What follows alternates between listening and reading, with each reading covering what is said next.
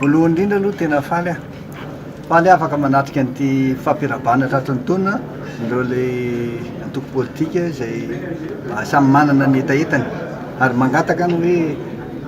hisiny fividianana vorindra sady ekeny be sy maro ary andraisan'ny olona rehetra anjara zava-dehibe zany amafisika fa tena kion-dalana anankiray ho an'ny vaoaka malagasy ty toany ity ary anehoan'ny safidiny mba ahafahany tsara mametraka ny hoavany sy ny fanantenana ka raha ohatra hoe mbola tsy mivoaka ny code électoral ho enao tao mbola misy zavatra tsy masaka tsara zany to tsy mivoaka ary ny mpitondra mino aho fa mahafantatra ihany ko hoe tompona andraikitra izy amin'ny fisotrany fividianana zay ho atao no zany mandamina sy mijery azy akaiky izy angamba mbola misy zavatra tsy tapa-kevitra angambany eo tsy maintsy mivoaka eo amin'izay tsy fanapa-kevitra ataony zareo zay nisy zavatra mampiayany nareo manokana ve tena na izay koa range ohatra nareo ihany ohatra nyla rehetra any hoe zavatra ao anatin'ny valo volana sisa na 5 volana na be indrindra mbola tsy mivoaka ny daty mpividianana ohatra ny olona rehetra dia sambo miandry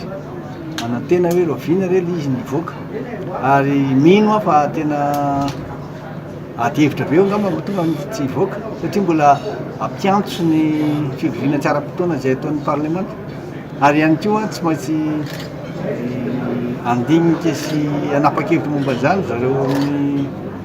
député sy ny sénat dia mitovy aminareo hainao ny olona rehetra tsy zarery samy miandro hoe amin'ity taona 2018 na 2024 ity tena samy miandro daholo le rehetra fividianana lehibe ho an'ny tany lazantsika zany satria fividianana izay filoham-pirenena hitondra ny tany sy ny fanjakana ary mahita matsapa fa zao vao tena mahafantatra ny olona fa mila mitandrana tsara mila mandinika tsara fa mifidy fa tsy fidifidiana fotsiny amin'ilay fiatrehana fividianan'izay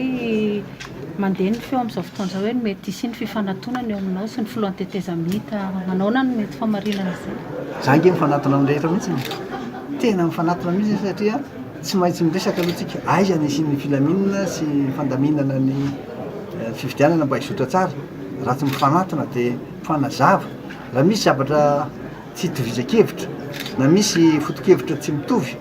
dia mifanakalo hevitra aloha tena misy tsy mampanina mihitsy miresaka tsy mampanina ary mino aho fa tombontsoa ho an'ny firenena tombontsoa iombona ny malagasy ray manontolo ny firenena manontolo fa anjaran'ilay chef de parti anjaran'ny olona tsirairay aby no manazava amin'ny mpanaradia sy milaza hoe zao ny antony tsy maintsy isin'izany